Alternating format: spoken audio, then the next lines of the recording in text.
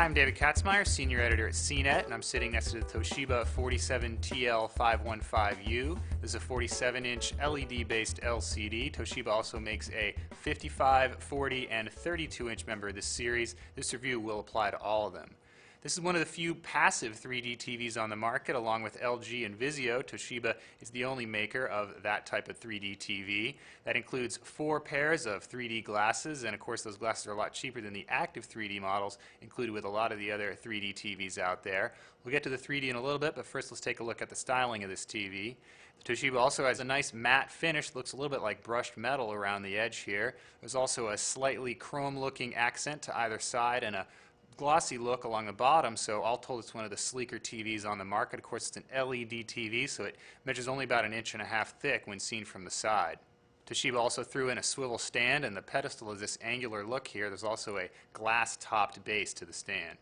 As a high-end TV, the TL515U has plenty of bells and whistles. There's built-in Wi-Fi, so you don't have to run an Ethernet cable to the back to access the Internet suite. That Internet suite does include Netflix and Vudu, but it doesn't have Amazon or Hulu Plus, so it does have a little bit less in terms of content compared to a lot of the other competition out there. The Toshiba also has Yahoo widgets, but it doesn't have the App Store found on some other models.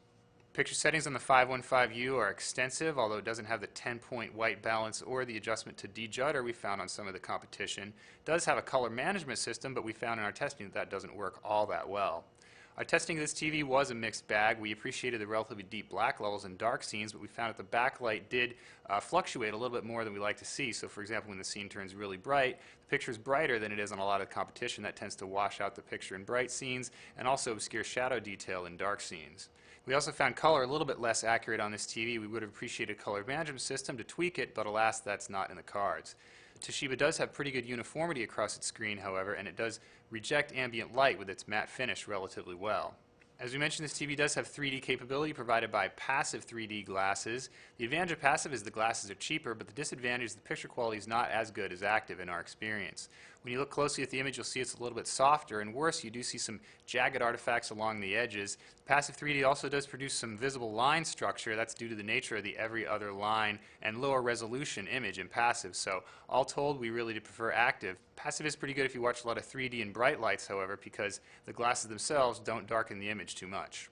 Input-wise, the Toshiba includes 4 HDMI, 2 video inputs, and a component video input, but the analog inputs do require to use these breakout cables. That's a quick look at the Toshiba TL515U series, and I'm David Katzmeyer.